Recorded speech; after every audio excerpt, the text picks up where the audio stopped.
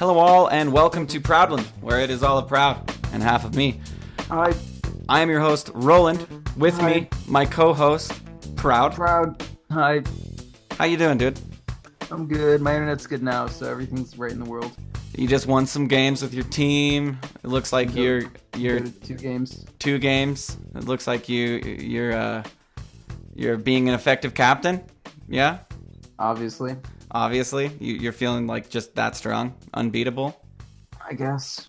Okay. Well, we are here to talk about the Safeland, or to finish talking about the Safeland. Right. On last week's episode, we could just move on to Juggernaut instead. we could. I feel like we got Sven down, then we could do Juggernaut next. We could hit Jug. So let's use Jug Bane, for example. Okay. No, I'm not gonna run that. You wouldn't run that? What would you run? We can do. I mean, we did something classic and dumb like Sven CM, right? Yeah, that's so what we did. Like Jug Venomancer, just really stupid ass shit. Jug Venomancer has some merit. Rubik. I would actually run Jug Rubik. Jug Rubik actually seems cool. Because like Venomancer isn't. I mean, that's not. It's a good hero. It's the best fucking hero in Dota 2, but I mean, it's not like it's a really cool hero. It's not as plug and play as a fucking CM. No. Yeah, CM can pretty much fit in any area. Quick question with Rubik Jug. If Rubik lifts and you're spinning, is he taking damage while he's lifted? No, because your blade is ground level. Dude, some things high in the air. Like in There is literally nothing in Dota 2 that cares about how high you are up in the air outside of Techie's Minds you used to. Really? Can you name like one thing? Well, I thought Invoker or can you name like I'm one trying to thing? think. I thought I could. But no. You like when you pounce into like a torrent, or when you pounce into like Nope. that, but Doesn't matter. you can still be hit, right? Height doesn't matter for being hit by things in Dota. Oh, okay. So Yule's, it does. Yule's is like the effect of Yule's isn't that you're in the sky. The effect of Yule's is that you're like banished, Locked down, purged. That you're immune to things outside of being purged. Okay. And even then, you can't be like, oh no, you can't be AoE purged. But I mean, the effect of Yule's is, I mean, like AoE damage can happen in the sky or whatever. Like you can have damage over times on you, and they stop when you're Yule's. Know what I mean? I know what you mean. Okay, so say a Nature's Prophet's on a cliff jungling. What can you and say your spin's AoE was further? Yeah, you will hit him. You'll hit him? Okay. Yeah. That's something that's cleared up. But that has nothing to do with the safe lane. So yeah, last week we attempted to hit the safe lane. There's no attempts here. And what I quickly realized, Stop personally, selling my shit. I'm not speaking for you. I'm speaking for me right now. Okay, how does that sound? You speak for you. You speak for both of us. All right, we're in this together. No, I speak for half of me when I speak for me right now. Yeah, but so it's one half you, full me. So I'm like a 2/3 shareholder in this show. Yes. So if you're on the show, like technically I own you as long as the show is going. So if you talk poorly of me, you're talking poorly of my brand, and I don't appreciate that. You're right, and it's like Proudland. This is one of those believe in the me who believes in me thing. All right. So as you were saying, what did you successfully do last show? Stupid fucking piece of shit. Wow, you're a douchebag. I own you. Do what I say. No, you don't. You don't own me. What did you miss? You may own 66%, but no, or 50% or whatever, half. I own all the good parts. Like your eyes. My eyes that are colorblind. Found out I can get glasses to correct that. All right. So what were you? I was saying, in my own words, with my own thoughts, that I own. That we were using Sven and Crystal Maiden as examples, mere examples. Sure. To describe something possibly bigger, which is, ebbs and flows of power curves, which was the big takeaway for me as somebody who is less than half your MMR, and undoubtedly slower when watching your replays compared to my replays. And you were better than me at StarCraft too. Which hurts because that was like the thing. That was my thing. Like I bet I was better than you at StarCraft. That's all right. You're better than Denny at StarCraft. Yeah, he never played StarCraft 2. Probably because he sucks. I don't know what he was doing during that time. I don't even think I was Sucking. friends with Denny. I wouldn't Really, be either. he was. So Denny started out as my brother's friend. He was my brother's friend, Yeah, it and kind I of just seems like one of those guys. yeah, and then became like my really good buddy too. But later on, because I like All right. anyway, it was younger than So all the these safe guys. lane. The safe lane, yes. So last week, in an attempt to get back on the rails, we used Sven and Crystal Maiden as an example of a pair and their power curves and how CM is basically just there to help Sven get to his power curve and what they should be doing. Here we are yet again in the safe lane, and I want to talk about what do I do when I have 3 people in my safe lane? How should I be appropriating resources? How should I Okay. be? All right. You know what I mean? Let's take a step back here, and we'll give. That was your intro to what we're gonna do. I'm gonna give my little spiel. Okay. All Okay. right. So we came away. We know what supports and carries are, and it's really all we figured out. But that's good. So the first episode we kind of talked about in general, like how you think about the lanes, and one of the ways you can think about it is how many like dynamics are there in the lane available for you to take advantage of, and how many heroes do you need to optimally take advantage of those things, yada yada yada. Mm-hmm. Okay, so we know we know that there are some dynamics that exist between pulling and the general avenues on the lane to gank, et cetera, et cetera. And now we also know that some heroes are more suited to certain things than others, being the carries are more suited to the last hits in the lane. Some heroes are more suited to fighting early and fighting without the last hits or whatever, et cetera, et cetera. Okay, so now we can continue off that, and we can say like, all right, what are the dynamics? And we pretty much know we mentioned most of that on the first episode, between the fact that the safe lane has an additional camp to pull, and you can pull it somewhere safe, and where the lane's positioned. The safe lane, we explained why the safe lane is thought of as the harder lane, the lane that's less protected, the less safe lane. And because it's the less safe lane, part of that is there's less things to do, less dynamics, whatever the fuck, et cetera, et cetera. So we know we have the safe lane, and there are enough things to do in the safe lane between taking advantage of the jungle and pulling, and et cetera, and securing your more farm-intensive hero, their last hits or whatever. So we know that we can have 3 heroes in that lane, and we just established that. So now we say, all right, so what are we going to do? If you have 3 heroes in this lane, like what is all this shit you can do? Is that right? That's completely catching people up to what I said, yes. But going off of what we have already, truths that we have found in the game, that yes, okay, it is the safe lane. You have more distance. And I'm just going to kind of briefly, I don't know, recap what you were saying from the way I'm perceiving it. It's safer because there's a whole jungle between me and them. I'm very defensible if I go in the trees, which both lanes have that ability to do. I generally have a support with me, if not 1, 2. It's kind of cyclical. Like, you have heroes there to defend you because there are so many things to do in lane. Therefore, if you have more people there, you can more safely take advantage of the things in lane, et cetera, et cetera. Sure. So why would you say it is literally safe? By the word safe, why is it safer to be there? Like, I'm just not quick. looking at a map right now, dude. Give me a second here. Is it the jungle? Is it the fact that you have a support with you technically, or not technically? Usually, right? Everything. There's only a couple pathways in. They're easily spotted with 1 ward. Is it that?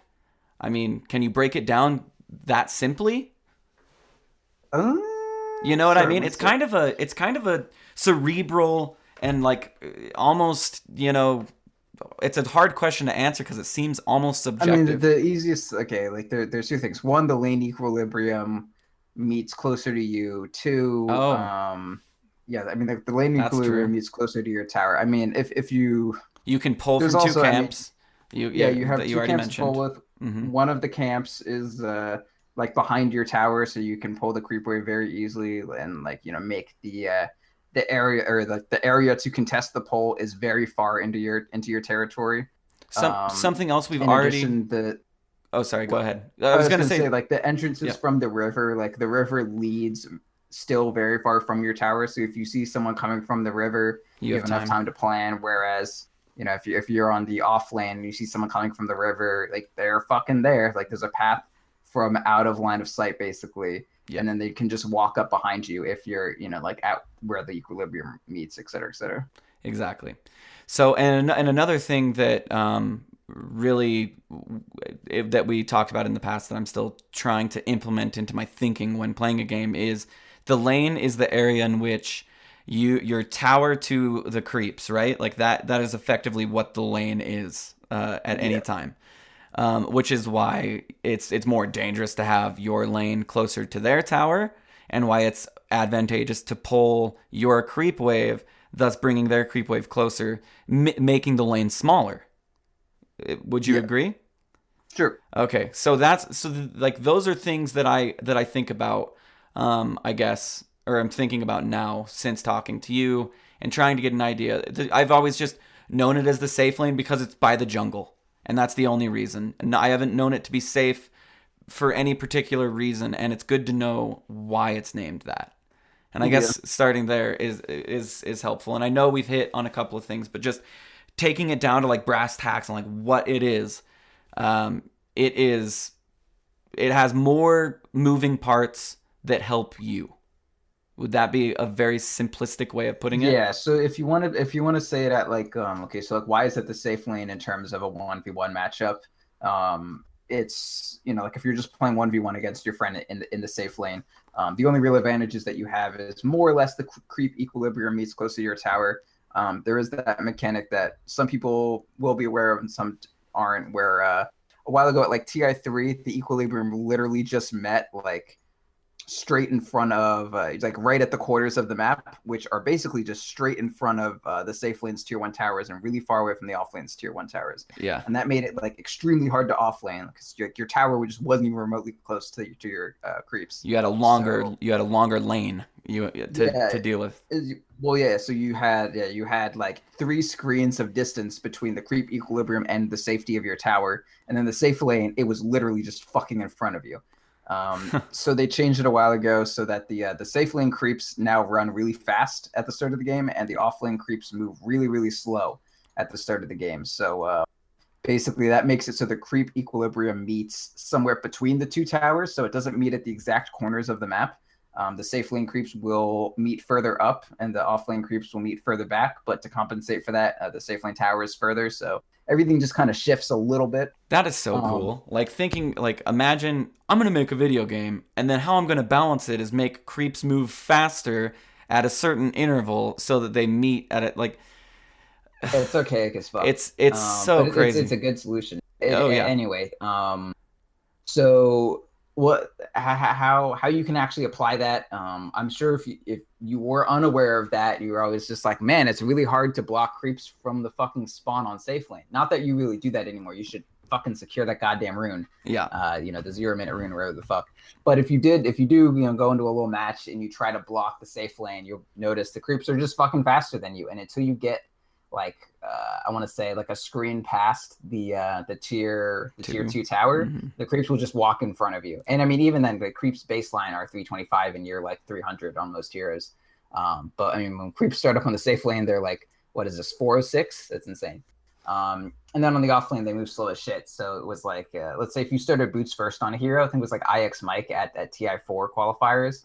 He would drop his boots at the tier 1 tower because he was just too fast to like efficiently block these like 300 move speed creeps. So he would just like drop his boots and then body block these creeps that were slow as shit, and then pick up his boots once he started to speed up. That was cool. Anyway, Oh little wow. history lesson. Okay, so now we have established basically what area is your lane. Now let's throw 3 heroes onto the map versus say an off Tide Hunter. Tide Hunter is a great example. Okay. All right. So we got Sven, just for the sake of it, Sven and CM, and then the other support we're gonna add is like Ogre. Okay. How does that sound? That's a solid tri lane. Okay. Yeah, you've got a range, you've got double melee. I would say double melee is disadvantageous versus Tide. It was like back in the day, I think you normally want two range supports, but like or there are a lot of very strong melee supports, and you kind of always want at least one tanky support. And there are very few range supports who are also tanky support, like Bane and Jakiro, Arc, and Venge, sort of. But anyway, it's totally fine to have an Ogre McGee. Okay. Um, Yeah, Ogre Magi. There's a bunch of different ways to say Ogre Mage. That's just I feel like the least offensive I way mean, to say his it. name is Ogre Magi. Like that's the Yeah, name. Just Magi. calling him Ogre McGee is just fun. Yeah. Um, Okay, because it's so like Mick, like the fucking Irish or whatever, like Mick Gee or yeah, Scottish, whatever the fuck. I think it's Irish. I think you hit it the Both. I first mean, time. you can be like Scottish as McGregor, etc. Yeah, Anyway, exactly. I got Okay, so killed. we're in the safe lane. We've added three heroes. They're up against the Tide Hunter. I'm Sven. I want to get a lot of last hits Why are you Sven? because I play Sven a lot. Can I be Sven? I, yeah, okay. I'll Okay. be Ogre. Okay, you're Ogre. And Fafnir's I our don't really Crystal care Maiden. about. Okay, yeah, that's good because I don't Yeah. care about Fafnir. So Fafnir's gonna play Crystal Maiden in this okay, thanks, imaginary Faf. world. How are we doing this? Like, Okay, so man, I want to eat food. Anyway, so we are trialing against a solo off. I know this may not happen in every pub, but bear with us. We'll get to other examples. So okay, so the first thing you want to note is what the point of these heroes are. So we know Sven is a scaly hero. We want Sven to get the last hit, sure. CM is less farm dependent than most other heroes, et cetera, et cetera. She wants to get level 2. And it's really inefficient to be splitting our experience three ways. Eventually, we'll all be, like level 1 or 2, and then their offlaner is going to get to like level 4 if we're all splitting. So what we want to do is we want to leverage the fact that we have 3 heroes as quickly as possible. And what that translates into is we want to just dominate this lane. Like if you're 3v1ing someone in a lane, you should either be killing them or they shouldn't be in that lane. So the first thing that we want to do is do the thing called zoning, which means to just get them the fuck out of a zone, and the zone that you want them out of is experience range of creeps. So if no one needs the last hit besides Sven, you guys can just like auto attack this Tide Hunter and get him the fuck out of here. And if you do that just by walking up to him through the creeps will aggro on you, and then it'll be Tide plus a bunch of creeps against 2 supports, and that actually goes in Tide's favor pretty easily. And it'll make Sven unable to last hit, and the lane will push, and it'll be very sad. So what you want to do is, so the lane equilibrium will meet, I don't know, in the middle of the lane, kind of like, even if Tide blocks really well, and it's by, let's say, the side shot more or less.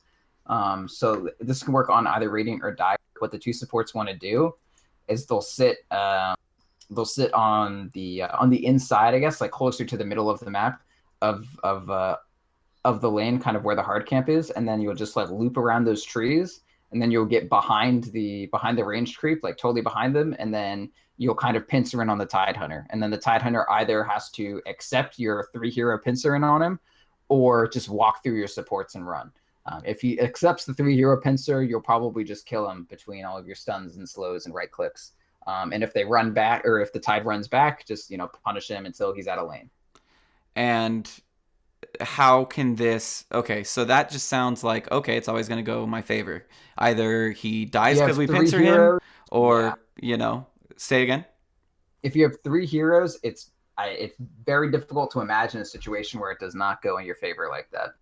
Okay, so conversely, how would Tide Hunter win here? Like by us running through the creeps, like by that example is where Tide we're Hunter giving. would get Tide Hunter's like what's Tide Hunter's best play?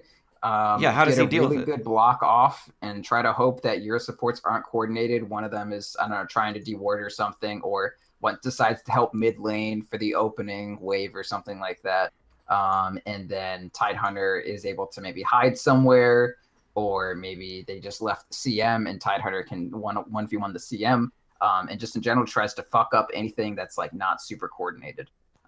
If it's 1 hero against 2, the 1 hero, if it's a hero like a Tide Hunter, has a pretty good chance to fuck with shit.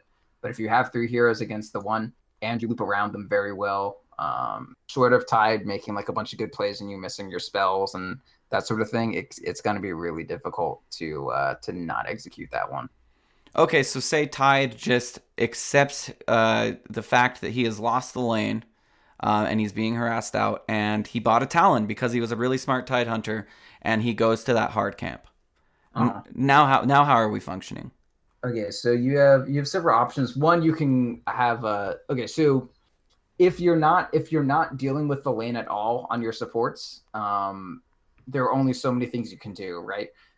Sven doesn't need help last hitting, doesn't really need help denying. Sven can handle that shit himself, so can really any carry in the game.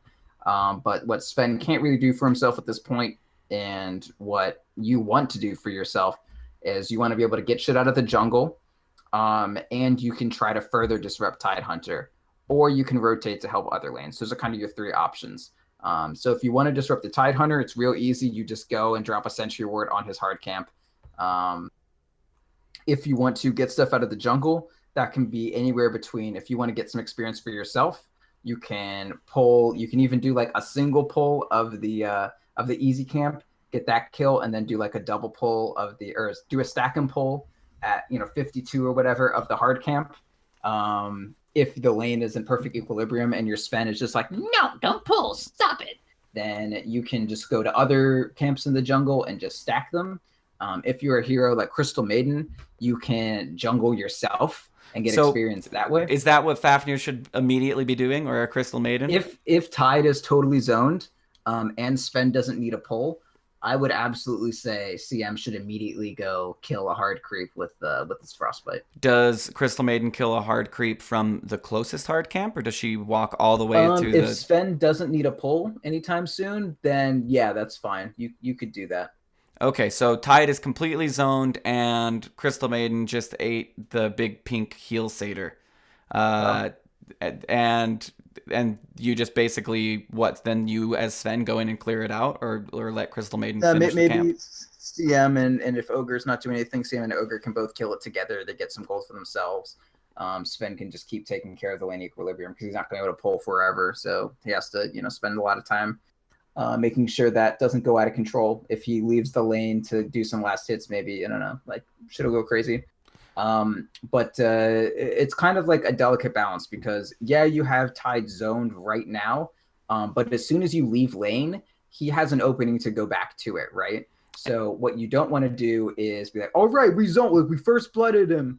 Now we'll go do our other shit. And then he just respawns in 3 seconds, TP's back to lane, and then gets level 3 because you decided to go jungle and your Ogre is, waiting for the bottom rune for another 2 minutes.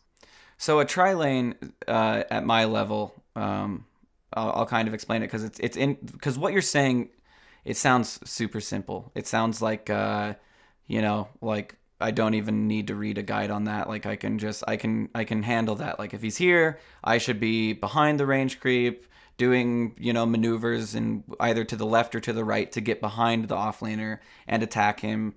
But I'm sitting there. I'm lucky if I get a pull, but the whole idea is to just kill and run at him and kill. If you have a tri-lane, it's not too bad to do that, honestly. Like if there are 3 people in a lane, you should always be aggressing on the other person. Like don't let them sit in lane and passively get last hits. Like there was a game we were playing with our team that was pretty like bothersome to me, where they just had an offlane weaver, and we had 2 supports, and we just didn't zone him. It just never happened. And it was like, mate, we got 3 fucking heroes. Like, there's no world where we don't zone this fucking. Was it due to vision? Like, was that the reason it was partly vision. It was partly just like lack of coordination. There were just like various things. Their team was way higher MMR. So, the Weaver played well, don't get me wrong. But at remotely even skill, like the only reason that he possibly could have not been superbly punished, because Weaver's not an offlaner. That's a carry. And then maybe in really greedy situations you can offlane it. But like the only reason that, I can 1v1 kill a fucking Weaver on a Juggernaut. Like I did that in CSL one of our finals matches. Like it's not hard to kill a fucking Weaver. Just dust the Weaver, know where he's going to be. There's so many things you can do to kill a Weaver. But the idea is like after you punish a greedy offlaner once, the answer isn't like, all right, leave. It's never let this person have a happy moment for the rest of their game until the laning phase is over. Like every person in Dota wants to do their job. The support's job is to make the laning stage more difficult for the enemy cores. And if you have the ability in like there's a part of your brain that's like, all right, after we punish one lane, we then have to punish the others. But like that isn't true. Just win your lane, stay where you're winning.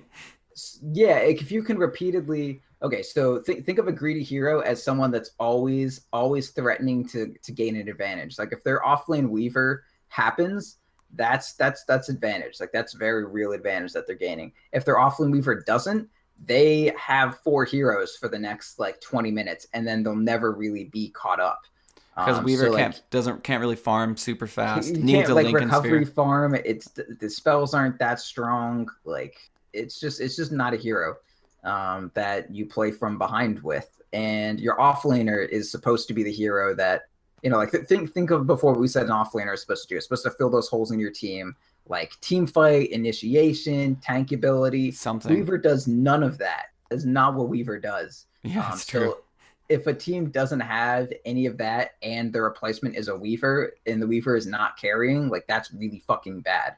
So if someone drafts a really greedy offlaner that's begging to be punished, like part of the reason that hero is balanced is because it can't offlane. But then if you do let it offlane, I mean, okay, so we'll dial it back a little bit. But if someone has a really greedy offlane, anytime you're punishing it, that is you like being effective. Even if you're just sitting in lane and Weaver can't do anything, like you are trading your support for their offlaner. But if you like, you know, let's say they have I don't know, what's another like really greedy offlaner, like even a Bristleback is a really fucking greedy offlaner. So if you just let a Bristleback soak experience and you don't punish that shit hardcore, like you're letting them be imbalanced. You're just like signing off to be like, yes, you are given a free lane and there's no reason to do that. So, I mean, I'm getting sidetracked. No, honestly, you are getting sidetracked, but this brings up an example. Say we switch the Tide for Bristleback, and we still have the Ogre Mage, the Crystal Maiden, and the Sven. I mean, as Ogre Mage, he can kind of just run back, wait for his wave again, and come back in, if you think about it. I mean, how can Crystal Maiden and Ogre really take down a Bristle just by not letting him get anything at all in the first place? Yeah, you gotta stop him at level 1. Like, okay, the game we just played was kind of, I don't know. I always kind of rant to the team that like there's never any reason to give a greedy offlaner or really almost any offlaner like a free level 2 or a free level 3. Like a lot of heroes, like Tidehunter specifically, Tidehunter's level 1 is either going to be Kraken Shell or Anchor Smash. Tidehunter with only one of those is very manageable. Either he's very tanky, but can't do anything back to you, or he has some aggressive potential, but he needs to put himself horribly out of position to use it. So like you can deal with a level 1 Tidehunter pretty easily. Level 2 Tidehunter, like he's tanky and he does damage and he reduces your damage. Like holy shit. Don't let that motherfucker in the like Bat Rider, like Napalm or Firefly. Either one can be dealt with. If he just has Firefly, you attack them and then you force the Firefly out and then they can't come back until it's up again. If they have Napalm, he can Napalm you, but he's gonna have to run. He doesn't have an escape. So if he commits to you with the Napalm, you just kill him. So if you just don't zone anyone at level 1, and that's a problem I see a lot, like, you know, let's say they have a tiny mid and you're like, oh man, let's punish that tiny. Or let's say they dual lane mid and they have Tiny and Skywrath, which is what the enemy team did once, and they had like Tiny Skywrath against a Puck. And if we you know fight their dual lane with our dual lane mid, and then we have you know, let's say we had something weak like a Spectre and a CM safe lane, and they had Weaver. Yeah, we may fight their dual lane mid kind of evenly. I mean, we're splitting experience mid now, et cetera, et cetera. It's a trade off, but their Weaver, who's a really fucking greedy offlaner, is now just gonna like have free reign over our safe lane, because you know he's able to get Germinate Attack and Sakuchi really fast, and then it's gonna be impossible for us to deal with him. Okay, all fascinating things. Let's change this up. Let's say we're dealing with a dual lane off lane. Okay. So we're still the same tri lane, still the same 3 people, but now we're dealing with a dual lane. Yeah. Okay. So I'm gonna dial it a little back to like what your opening thought on being a tri lane is. Okay. That's before anything really happens. You look at what you have available to you. Creeps haven't even spawned yet. Or I mean, creeps have spawned. Like the lane creeps have spawned, but like the jungle hasn't. You're not going to deal with stacking the jungle for a while. No one's even capable of dealing with a jungle stack right now. But you have 3 skills available to you and 3 levels overall of heroes, and all your right click damage combined, you have probably somewhere close to 150 right click damage. Even if they're a dual lane, they have maybe 100 damage total between their 2 heroes, maybe 110 because they're going to be aggressive heroes, and they have 2 skills at their disposal and only 2 levels. So like no matter what at level 1, your tri lane should be able to beat a dual lane. How are you doing it? How are you beating it? Are you just literally are you doing the same thing with your 2 supports where you're looping them behind the trees, getting behind the range creep? Yeah, that's one thing you can do. You don't even have to be that aggressive. If you want to, you can just really aggressively deny. Like if you think about it, like if everyone was a fucking machine playing perfectly synchronized, if you had 3 heroes trying to deny every creep as though you're denying with 150 fucking damage, you're gonna get every fucking deny and every last hit, right? In a vacuum, yes. Yes. Okay. So we know that that's we know that that's true. We know that that's something you're capable of. So you take it away from the vacuum. At least you can say, all right, if we have 2 heroes going for the same deny, we can get it, so on and so forth. At low MMRs, this isn't quite as much the case. It's harder to be that coordinated, but there's like a technique called like double denying. And if you're 2 heroes and you have control of the lane, like then you can be like, okay, deny this creep with me, and then every creep your Rubik and your Juggernaut both go for the deny, and then they can have deny a fucking void with a quelling blade, all that shit. Then if you have 3 heroes, you don't have to quite go that far.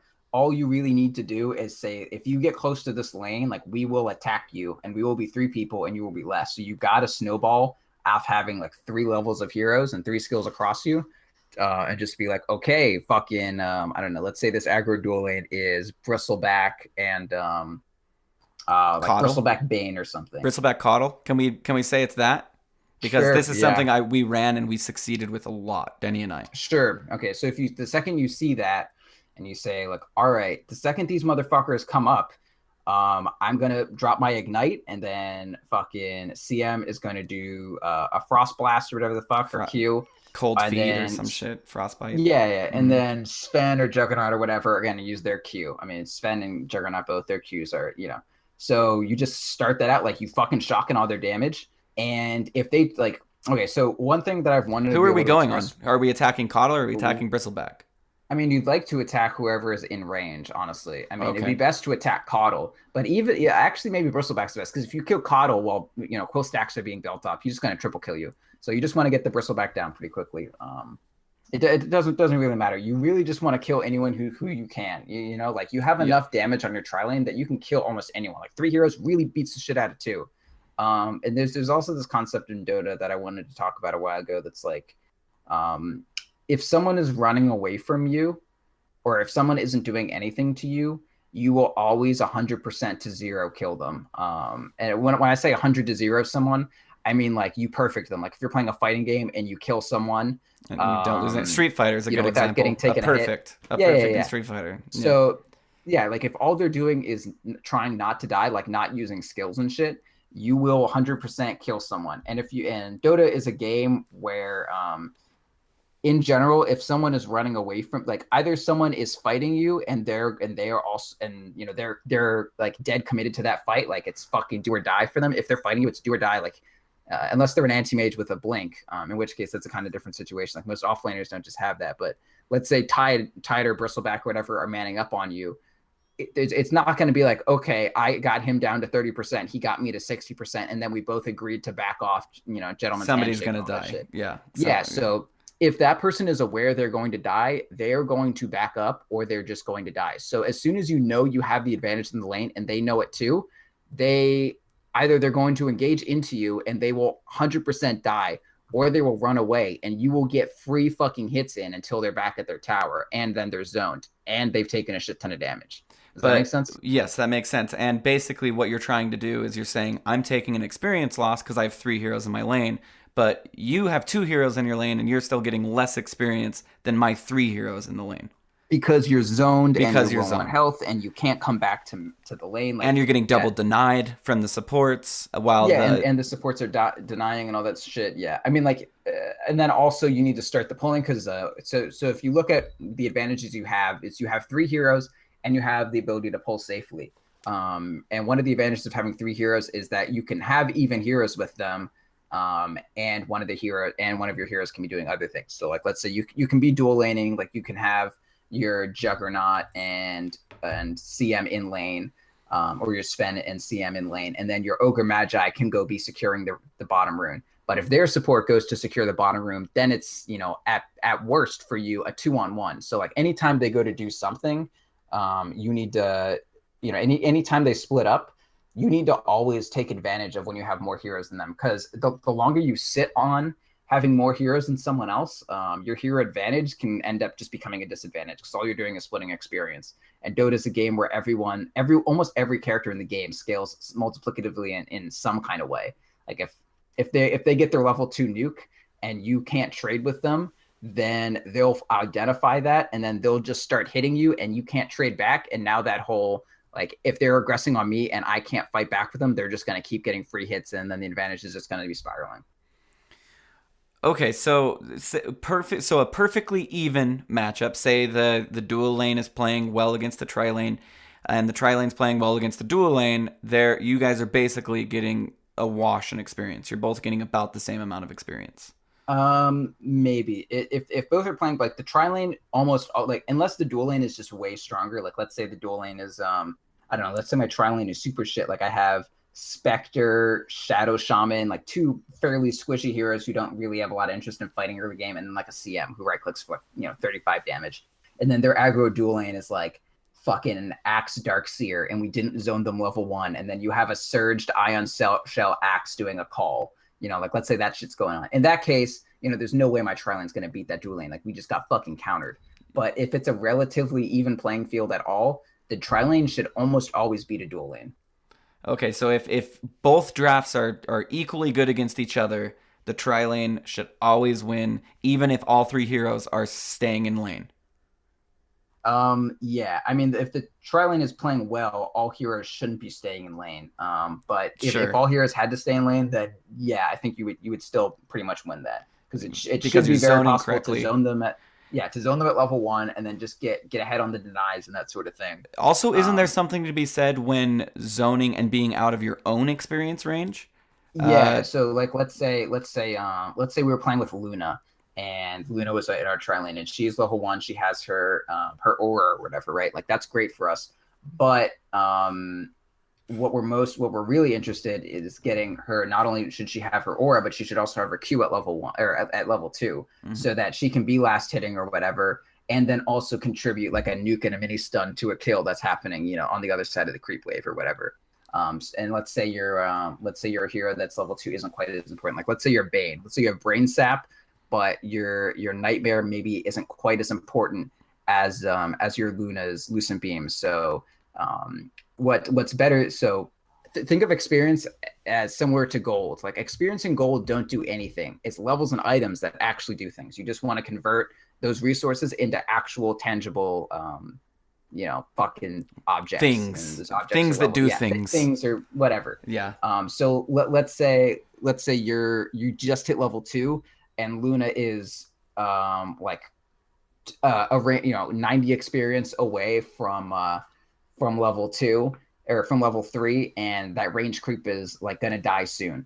The best thing to do would be for all of you guys to walk out of lane, and then Luna gets all the experience from that one creep, and then she gets level 3. Because the alternative is you just split that 90 experience, 30 experience 3 ways, and then you have to kill like 3 other creeps before Luna actually gets her tangible benefit. Like, ideally, the real most efficient thing would be you do this perfect rotation where everyone like only gets experience up to their next level, and then they wait for the next person to get their level, and then you rotate like that. Like, that would be insane efficiency. If robots were playing, the Crystal Maiden would walk out of experience range the second she hit level 2 to let the core get level 3 and walk back in because she needs level 3 now, type thing. Something like that, yeah. Like, that's a really good way to think about it. Yeah. Okay, well, that's the real benefit is digging the next level, not getting experience. And yeah, what do I care? Like, I know that I know some lower levels are longer levels, but like for instance, like I know level 8 is a long level. I know level 6 is a long level. Like, are those the levels that, like, say I'm Slark in a tri lane and I just hit level 6? Should they leave now that I'm safer? That I can just back and completely Well, heal? for various reasons. It kind of depends on the hero a lot. Yeah, obvious. Yeah, I mean, I'd Sven, it's completely uh different because I get God Strength and I want you to stay there to help me secure the kill with the God Strength. Whereas Slark, it's like, okay, now I can farm for real. Like, leave. Yeah, You yeah. know, Like it's hard Slark to. can say, okay, Yeah. you need to get your level 6 soon. So like, I'm gonna go buy an Iron Talon and then jungle for a bit with my like passive health regen and all that shit. Mm-hmm. I mean, it can go a lot of different ways, but just think of it very equivalently to gold. If someone says, "Oh, I'm a last hit off from my mana boots," that's the same as being one range creep away from level 6. Do So you think? just kind of think of it that way. Do you think What? pro teams think this? Do you like? Yeah, absolutely, dude. Like, I mean, Okay. I Like don't see this just people sounds like seeding safe fucking lane. profound to me. Like a support will be he'll be like, I'm almost level 6. I know that this creep is gonna give me this much experience. Leave out of experience I mean, range. it's not quite that granular. Like normally you'll be like, "Oh man, I need 6 when you're level 5 at like 8 minutes." Be like, "Just give me lane for a bit." If it's that close, you're like, "Oh man, I'm like one creep off." Normally you just be like, "All right, fuck it." But Yeah. if someone's like, "Okay, I need," or I mean, like a carry is more likely to do that. Like, "Oh man, I need level 7. Let me get this, and then I'll have it." Or a Slark needs to get their 6, etc. Like that's a little more common, but people it's a really common tactic. Like, oh yeah, then you like rotate somewhere and give a support your lane, and then that's how they like farm up their blink dagger or get 6 while the rest of your team goes and does something. Like that's a super common maneuver. Okay. Let's further the complexity and let's say we have an aggro off lane versus a defensive tri An lane. aggro tri lane. Yeah, an aggro tri lane. Okay. And let's assume we're in a vacuum yet again and that both drafts Okay. are equally good against each other. Okay. How do you approach it? Okay, so if you're the defensive tri lane, The safe lane tri lane being the yeah, defensive tri lane. yeah, the safe lane tri lane is called a defensive tri lane. I guess you wanna kind of win any. Okay, I guess your main advantage is the safe lane pull. The small camp pull is you pull that into a defensive position with your tower to back you up and like having a retreat path and that sort of thing. And then the enemy team's pull is in a place that you can disrupt more easily. They can pull the hard camp. So if you're basically the way you get an advantage in that is either A, you go for kills when someone's out of position or you have an advantage. And that will really only be the case. Like if someone's doing an aggressive tri lane, it's because they think that they can beat you. We already established that there are reasons why you play a defensive tri lane. Mm-hmm. So like your default state is that you're gonna play your more heroes in the safe lane. The only reason that you would play more heroes in the off lane, like why you would run an aggressive tri lane or an aggressive dual lane, is because you think that you can get some sort of advantage. And what's going to make you think you can get some sort of advantage is if you think your lane is stronger than their lane. So let's say, again, they have Spectre and Shadow Shaman and CM, and you have like a fucking Gyrocopter or a Juggernaut carry, a hero that can do a shit ton of damage even at level 1. And then you have like a hard stun, like a fucking Vengeful Spirit, like tanky and a good stun. And then you have like a really good slow, or spammable damage, like a Skywrath Mage or I don't know, ogre match, like any shit like that. So if your lane is just stronger than theirs, you're gonna look to just dominate the lane, position as aggressively as possible, do what the defensive tri lane does to a dual lane or a solo off laner, just kind of like exert the advantage you have in lane, and then try to dominate the like creeps in lane that way. And then once you have a sufficient advantage, you're gonna like capitalize on that with pulls. And if you're defensive tri lane, you're going to try to get as much experience and as much gold to offset whatever advantage they have as possible. And the main way you're going to do that is just by pulling the small camp. And what I It's always tell defensible. people, yeah, because it's defensible, it's behind your tower. And moreover, like you can just do it before they really notice. Something that I tell people a lot when we're tri laning is like, yo, I don't give a fuck what the fuck is wrong with your goddamn head. Just pull, like single pull. If you can't fucking figure out how to pull, single pull this fucking camp. Yes, it'll push the lane up, whatever, but like we need to get more experience in this lane. Like we cannot win if we are getting equivalent experience and their heroes are stronger. So just single pull this fucking small camp, get half a level out of it so you can like ding your level 2, and then we'll be like, half a level up on them. And then once we have an actual hard level advantage, once we're like a level up on them and they're like, short a little bit of experience, like then we have a small advantage and we go. So you want to do as much as you can, whether it be getting denies in lane or just pulling fucking shitty camps and getting whatever, just to get yourself whatever more out of the lane than they can. And even if that's just single pulls from the fucking small camp, like that's what you got to do. Okay. I mean, that makes a lot of sense. I guess if you were to have two teams that were perfectly matched against each other, there would never be an aggro off lane. I mean, is I guess the point that I took there. For the most part. Yeah. No. Okay. So we have now established how to react to basically amounts of people against you, and how your supports really should be dealing with it, because really the only moving parts here are your supports. So is that to say that there is less skill in being a safe lane? Yeah, there's definitely. If I want to talk about like, last hitting is the hardest fucking thing in Dota. Like Fear is, in my opinion, inarguably the best Dota player of all time by far. And like, I watch him miss last hits all the fucking time. Yeah, but the pros, they just like, they let it go completely. Like they know they could have got it, they fucked up. Hits. Yeah, and they just let it go. How many times you watch our TZ stream and someone's like, "LOL, you missed a CS," etc., etc. Yeah. Anyway, fucking. Assuming you watch our TZ stream. I haven't ever. Honestly, he's so fucking good. I'm sure. That doesn't matter. What was I gonna say? Yeah, support in okay. So there's the hardest thing about support isn't really the mechanics; it's just knowing what to do and when to do it. And arguably, yeah. I mean, and I would say, what to do at any point in time is the same thing. But so that definitely the hardest thing about support is knowing what the fuck you're supposed to do and how to use your time efficiently. As a carry, I'm supposed to farm now. It's pretty easy. You look at an image and you're just like, all right, well, what time is it? And then it's like every number on the clock just says farming time. And you're like, oh, look, it's farming Except time. 53, and that's when you use your creep to stack a camp. That's stacking, and then farming comes right after. Exactly. And then at some point, like written really small letters is like fighting time, but you missed that one.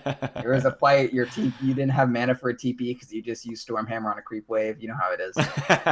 So we'll throw back to last night. You were fine with your mana usage, but anyway, that was fine. Yeah. I don't know what else. It's just, honestly, it's kind of a dead end. Like I feel like we've realized that the carry, and this is something I got a lot of shit for, but as a carry, I get shit for like, all you're doing is sitting there and last hitting.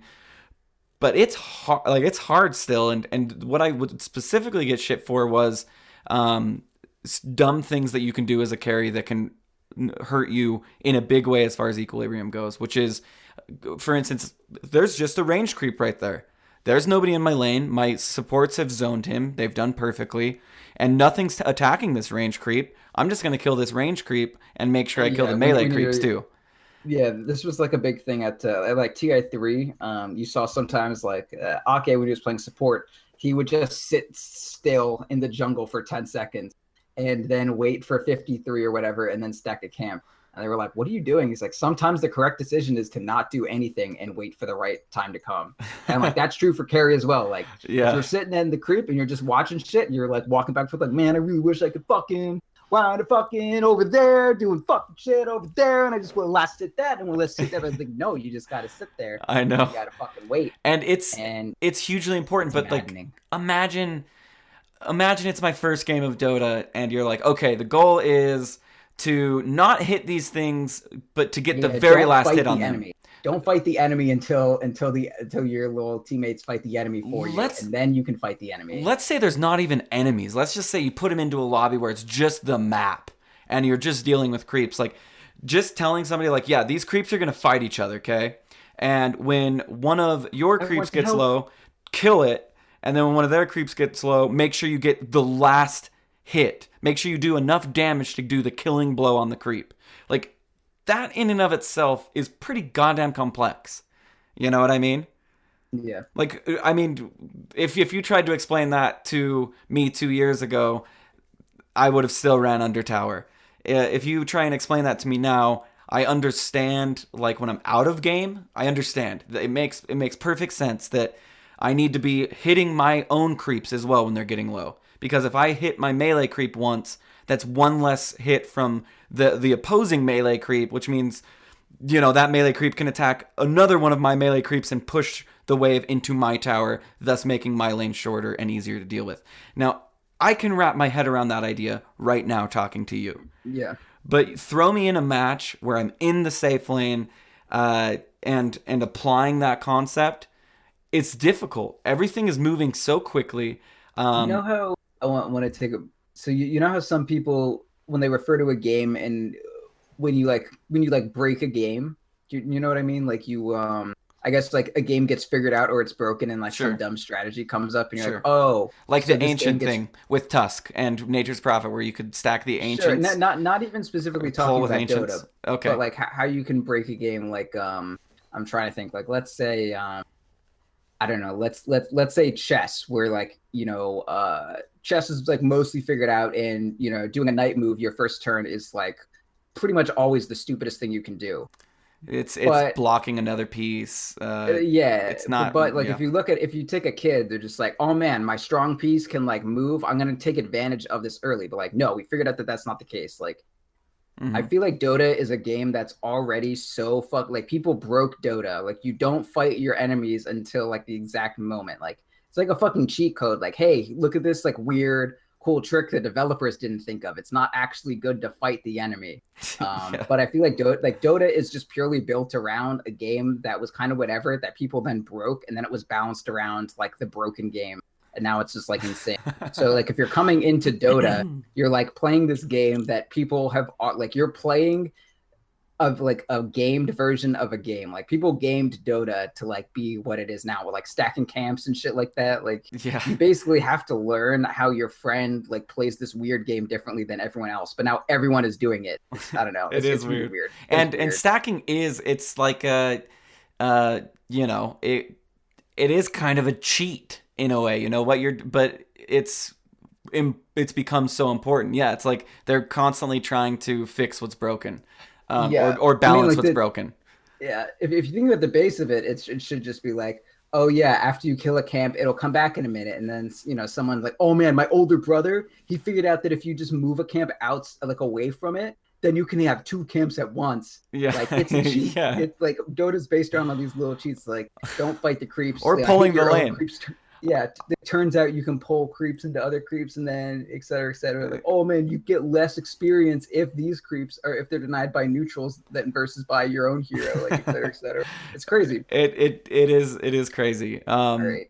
Let's move on to lane's going well. Lane is going so exceedingly well Wait, I that want to stress because I okay. hate this. Okay, if the enemy is dual laning, and you have the ability if you have two supports in your game and the enemy is dual laning, always tri lane against them. Like there's no like you beat a dual lane with a tri lane. That's how Dota 2 works, and you need to do it from minute one. Like the advantage of a tri lane is when you're all level one before experience gets distributed, and you're all level one, and but they're level two before you're all level two. Because Like you have another if you level have and a another tri spell. lane, yeah, if you have a tri lane, you need to leverage that fucking immediately. And like even on my team, I mean, like I know it sounds like I'm whining about my team, but I can't even count the number of times where I've been like, hey, why wasn't the support in the safe lane at minute one, like or at minute zero? Like Yeah. why does that keep happening? But it is just the thing. And I'm sure if I played support, I would do the same thing. But like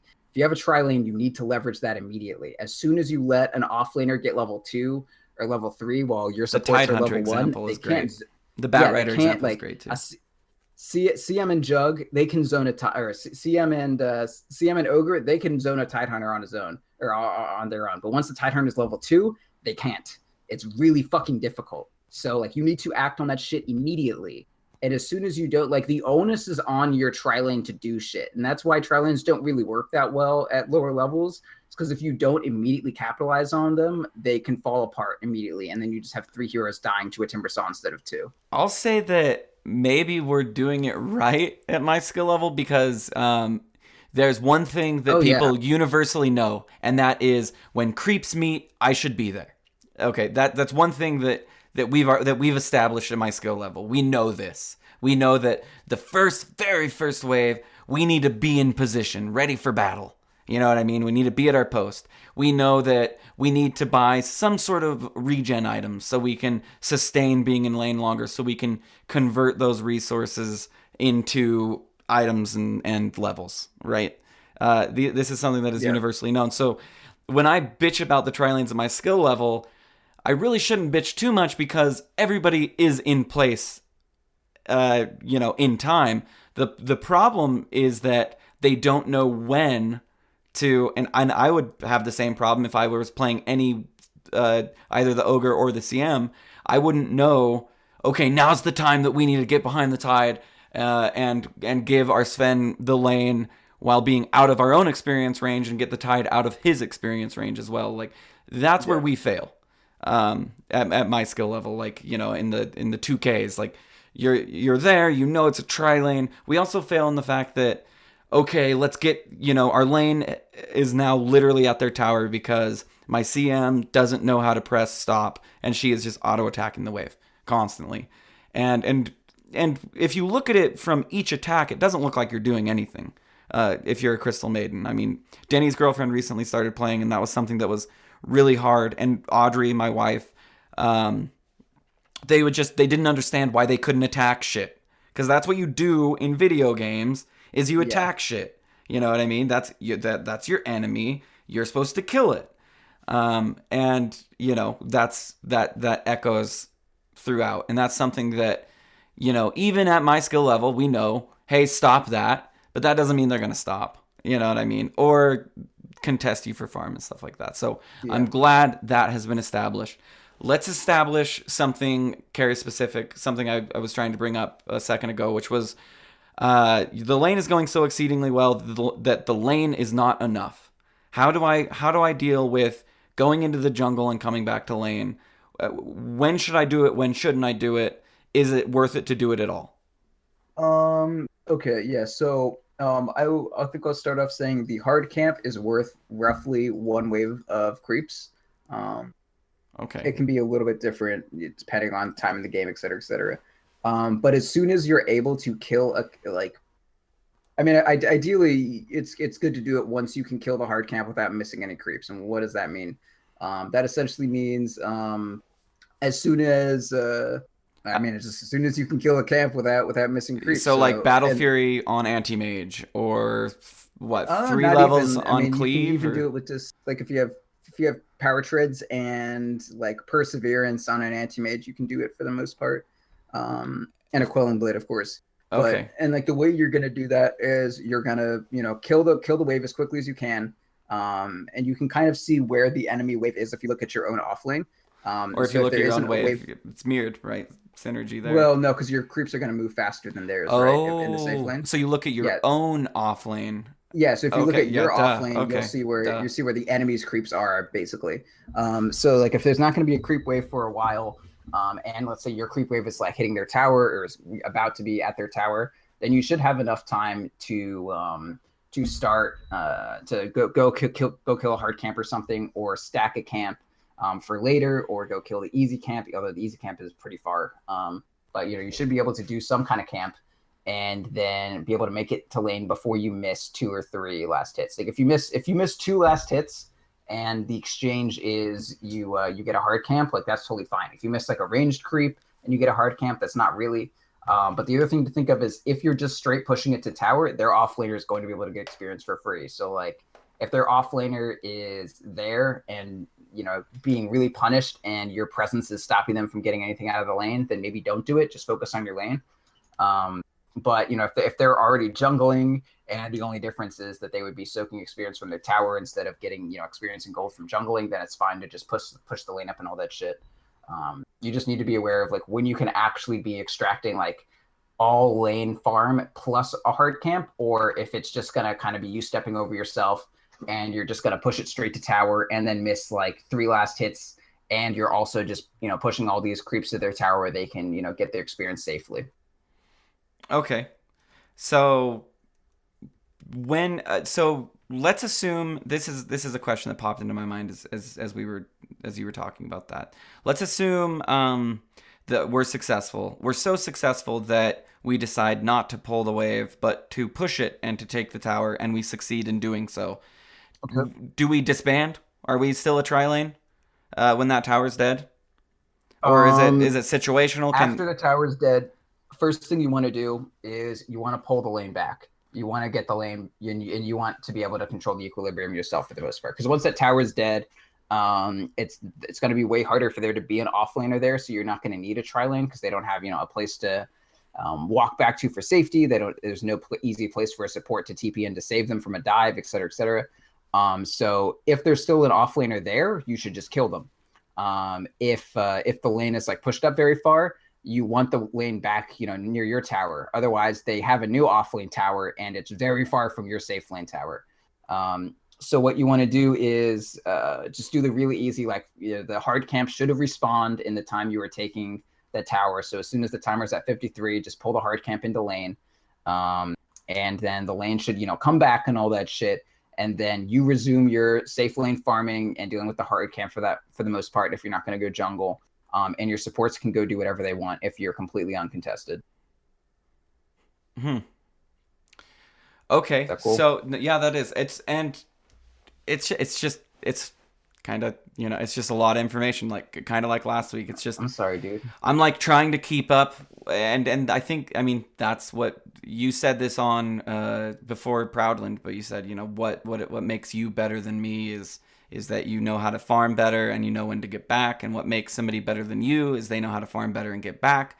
And really, we're just talking about techniques on making your farm better and making it so you can play safely, which is it's another way of saying Yeah, it's an getting avenue back. to find ways to get back, Yeah, or an exactly. avenue to reduce the number of situations where you have to get back, et cetera, et So cetera. if you take that statement of I know how to farm better and get back at face value, that would be, oh, you're mechanically better than me. That's it. You're just mechanically I better don't than I me, but don't say that's that. I not don't say true. that's mechanics. I mean, No, that's it's just not being able mechanics. to It's judge situations. it's judging situations. Yeah, it's being able to read all the information that is present and make an educated decision, right? Sure, sure.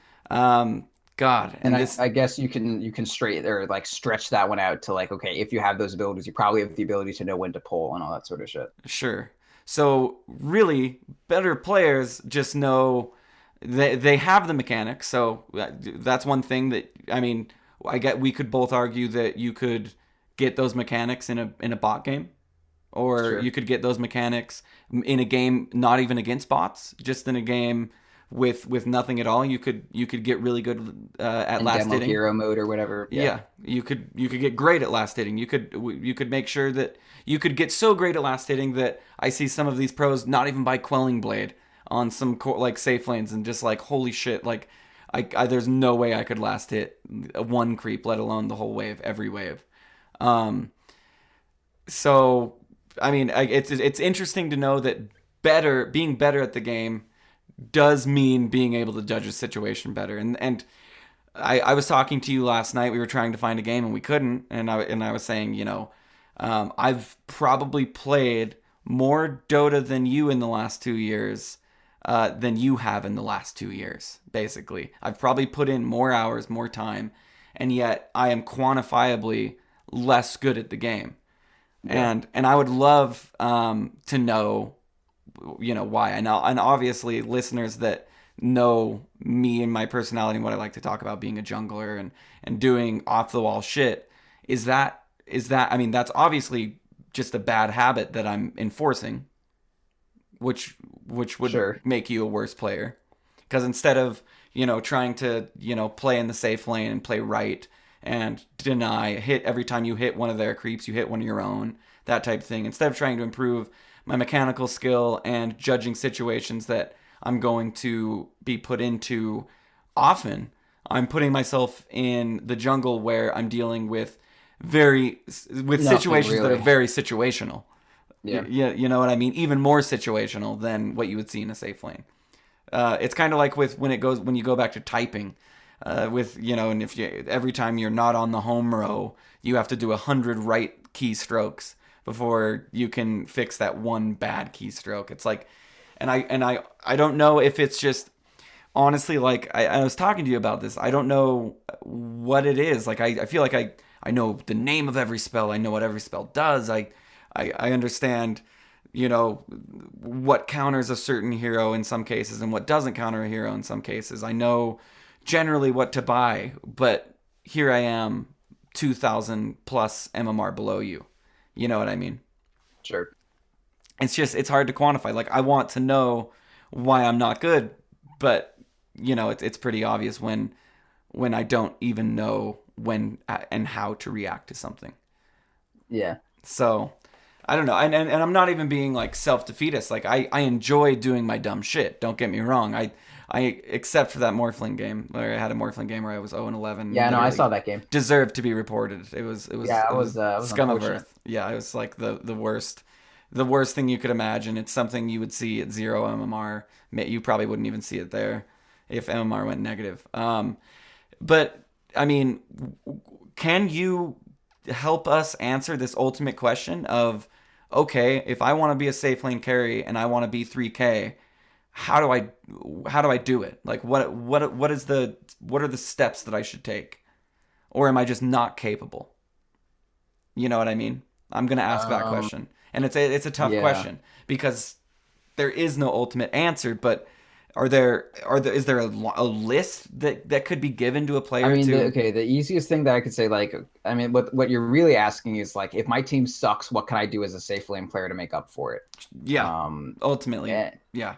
And I mean, I guess the answer is like, you need to know how to like pull your own creeps in two ways. And one, so it's a really helpful Dota technique. I don't know if I want to get into this quite yet, but I mean, one of the things you can do is everyone knows that if you're attacking someone, their creeps aggro onto you. And you can use that to manipulate the creep equilibrium. Like if you just right click on a hero while you're within 500 range of their creep. So that's like slightly smaller than like most ranged heroes range. So like if you right click someone while you're near their creeps, they'll start walking over to you to attack you. So all you really need to do is like walk next to their melee. If you want the lane to move back or move closer to you, like let's say they're a ranged hero and they're, they can zone you pretty well. Like just get close to their creeps, right click them, walk backwards, get their creeps to be on your side get their melee creeps on your side. So their melee creeps are closer to you and your melee creeps are closer to them.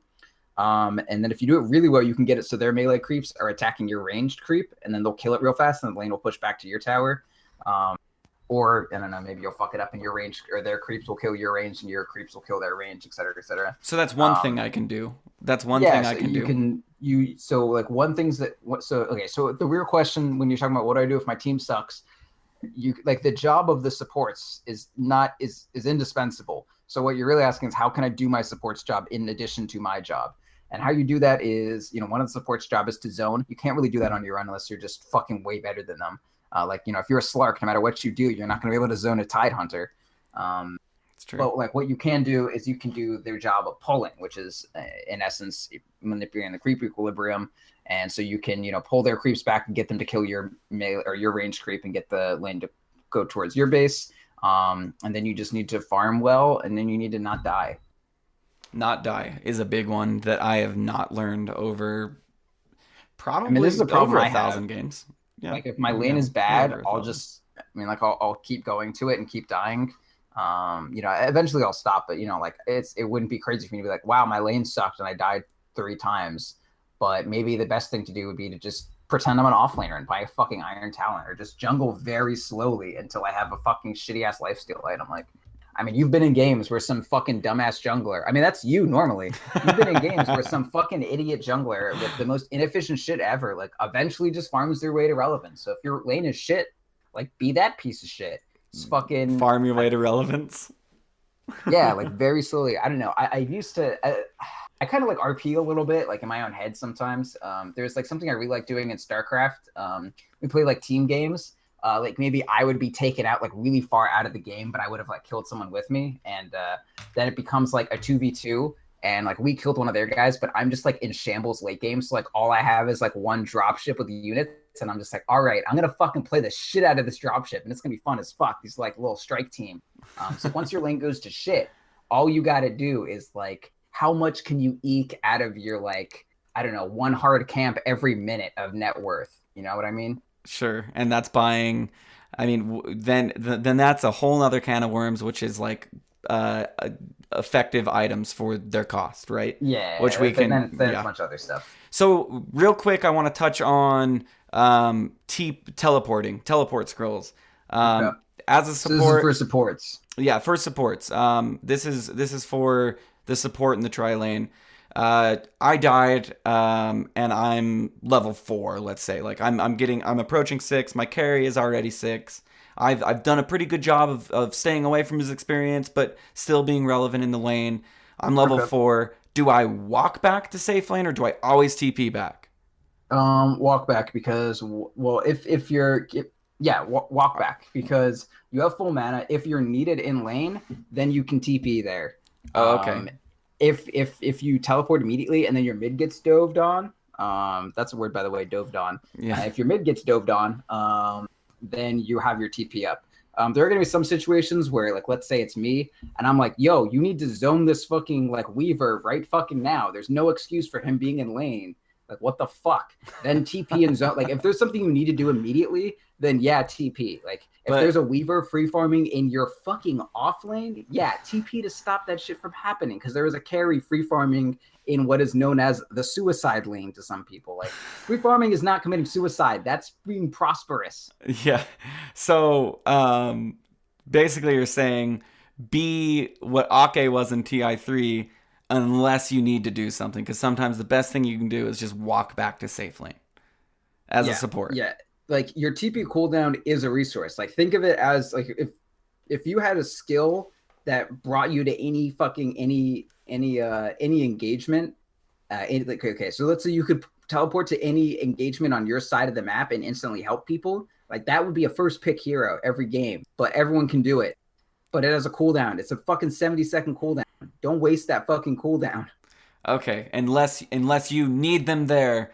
So Yeah, so rule don't of don't thumb, waste the cooldown. Under no circumstance you'd be like, oh man, that TP was wasted. Like that's not something you ever want to say. So like if you TP'd the lane and they didn't need you, you just wasted your 70-second fucking TP anywhere on the goddamn like on your side of the map and cooldown, and that's an important cooldown. and before we could have said you wasted 125 gold, but now teleport scrolls Now are it's so 50. cheap. Yeah, It's so just I would also extend to like, kind of as soon as the laning phase starts, like even sometimes before I get boots, like okay, at least one of your supports should have a TP scroll before they have boots. The whatever, like normally you're gonna want at least one support in lane at all times. So like whatever support can, TP to save mid, like your Shadow Demon or someone with a hard stun or something should have a TP.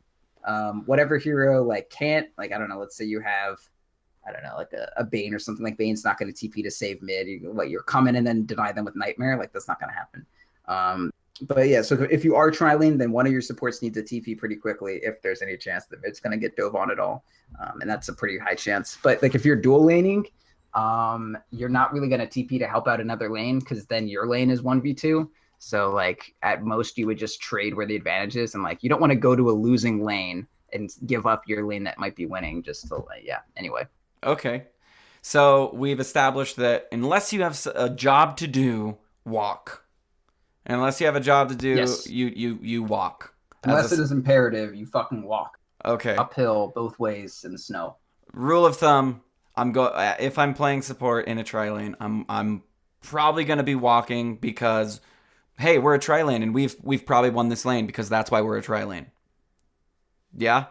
Another general assumption to make that the tri lane is to make it safer for me, the core, to me, the Sven. Yeah, not only are you supposed to make the core safer, but you're supposed to completely shut out the offlaner. If you have a tri lane, you should be completely shutting out the offlaner. Otherwise, you're not, like you're spending 3 heroes to do the job of the tri lane. The job of the tri lane is to support the Sven, solidify their farm.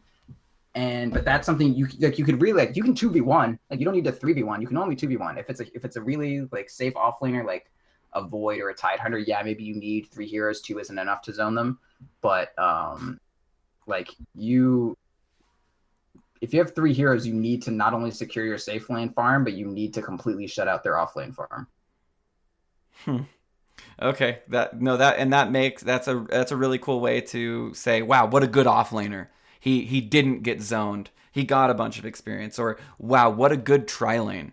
That he's still level 1. I can't tell you how many games where I saw poor Zai, even though he was awesome and came back into the game anyway, playing Darkseer in the off lane and level 1 at like 5 minutes still.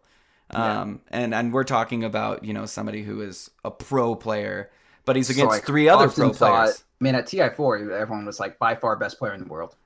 With Zai? Yeah. Oh, really?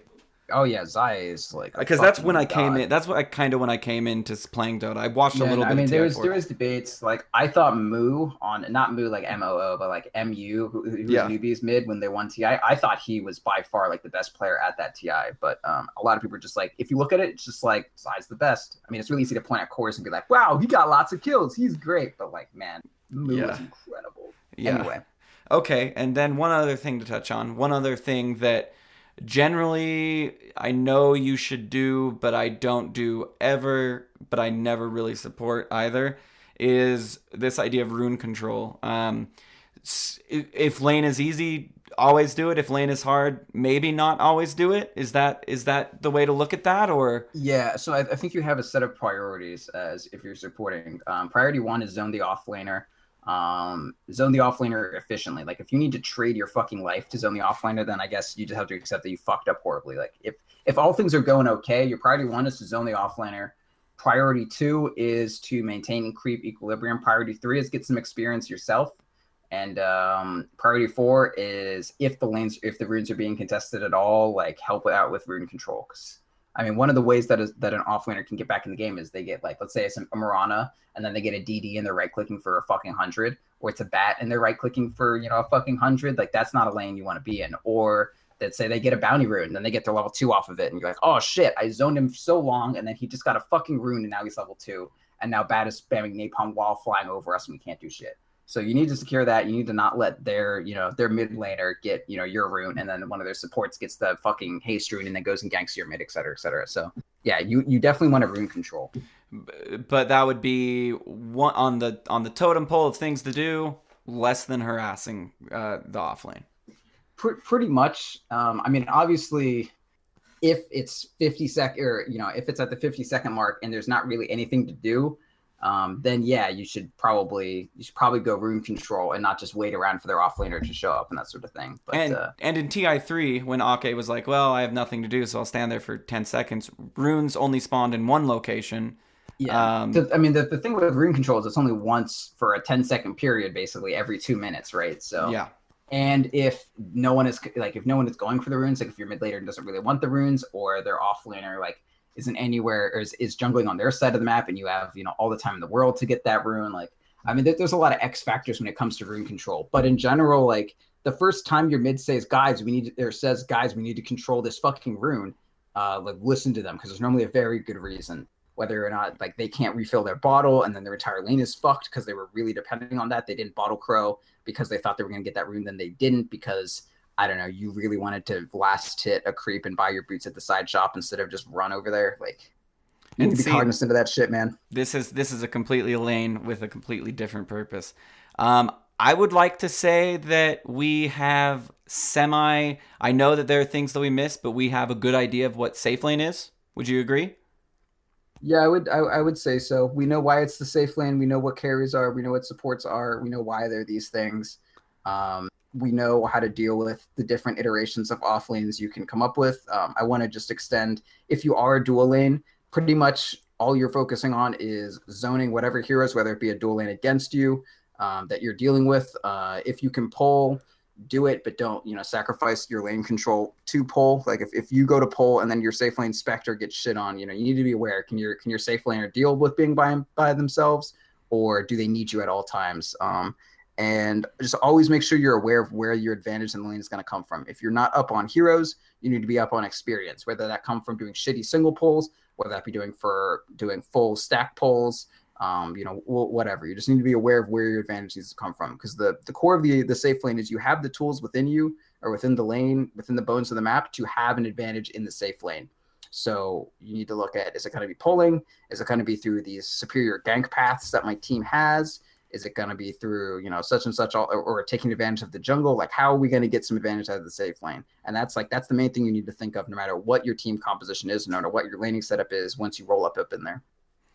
Awesome. Well, I'm going to close the show out. Thank you. Okay. Like, I feel like I learned a lot.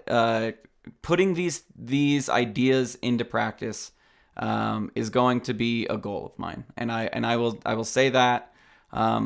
I play safe lane. That's my role. If I were to be asked on the street randomly, hey, do you play Dota? Yes. What role do you play? I would probably say jungle, but I would. You would just get hit. Don't say that. I would be like, my best role what's is your favorite to hit hero? creeps. You're like Legion Commander. You're like what hero? What role you play? Jungle. My favorite hero. I fucking hate you. My favorite hero is Storm Spirit Jungle. That's my favorite. That's my favorite thing to do. But I realized the why it's not good, and I can quantify it. And how I did this to myself to convince myself was, I took a game where I did Storm Spirit mid, and I got somewhere around 4,000 gold by 10 minutes. I did Storm Spirit Jungle, and I got somewhere around 3,200 gold. And that was like, I stacked really well. I used my remnants really well. I, did a bunch of things that you normally wouldn't do. And I realized quantifiably why Storm is worse in the jungle, not even taking into consideration that you're contesting another hero. So I'm convinced. Anyway, you can find us at defenseofthepatience.com.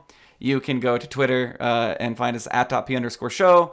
You can find me at @p_Roland. You can find Proud at Proud Dota on Twitter. You can go to iTunes, leave us a review. These get read on the show. We're now reading them relevant to which show is being addressed. If it's not a specific show, then it's kind of read on whatever show. So if you want it read on a specific show, leave that in the review, I guess. Please leave an honest review. If you honestly hate it, tell us. You can also go find us our Wednesday in-house extravaganza on twitch.tv/.ptv. Proud, you just started streaming today. You're going to start streaming Wednesdays and Thursdays? Well, Tuesday, I mean, I'm not sure if it's always going to be me streaming our team practice, but we team practice Tuesdays and Thursdays at 6 Eastern, and then on Sundays at somewhere between 3 and sometimes a bit later Eastern, only till like 3 hours after the fact. So are you, anytime. Are you 3 Eastern or 3 Pacific? 3 Eastern is when we play on Sunday. Like we play earlier on Sunday. Wow, you start at like noon your time? Yep. Wow. Okay. So no, shit. No, it's 6 Eastern is good catch. Yeah, 6 Eastern. So I start at like 3 my time. Okay. No, that's when my CSL games were. Sorry. Oh, okay. Yeah, so we practice at roughly 6 Eastern on Sunday, and then 9 Eastern on Tuesday and Thursday. And then I'm probably just going to be streaming whenever. So yeah, and we're going to try and make our Twitch channel more lively than just Wednesday. I'm up there showing off some shit I shouldn't. I definitely had some games that definitely shouldn't have been broadcasted to as many people as they were. But it's a good time. When I stream, I'm more interactive, I guess, on what you guys are saying. I'm listening to you. If you want to come in and watch somebody do ridiculous jungles, I'm going to stop doing them in ranked. And I'm going to start doing them in normal, because I'm getting reported a lot and I am not bad-mannered. So there's definitely a correlation between my reports, my lack of winning, and me being in the jungle. We might even call it causation.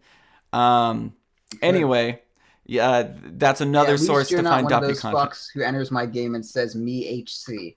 me hard carry. Dude, there was this dude in my game. Dude, like if anyone calls carry HC, like they're instantly just gonna be fucking awful. Like, oh my god, there was this game I played today. And we almost won, but fucking poor network connections were detected, so it just ended. But this dude was literally named HC or random, and then he picked hard carry. And then this other dude who had fucking, the lane selected was like, what the fuck? I was gonna carry. I was like, look at his name, idiot. Like he's gonna, and he randomed the Luna. Like he was upset. Just let it happen. He said, how did this happen? I said I would carry. Like, motherfucker, there were forces at work here beyond logic. Do not try to argue with this situation. Well, regardless, you'll be able to see these ridiculous things happening in the 4.5K bracket with Proud. Ursi, of course, streams. I stream 4.75, 4.8, 4.9, almost 5K Proud. We're going to try and make the stream be alive more often with the efforts of everybody in .p. Maybe every once in a while you'll see Denny playing with his HOTUS on Elite Dangerous. But yeah, if that's your choice, if you want to watch that, and you will be judged. The dream is just like we always have someone streaming, at the relevant hours of the day. But... Sure. And I'm trying to cover that. I'm trying to cover the days right now. And what you'll get with my stream is overlays,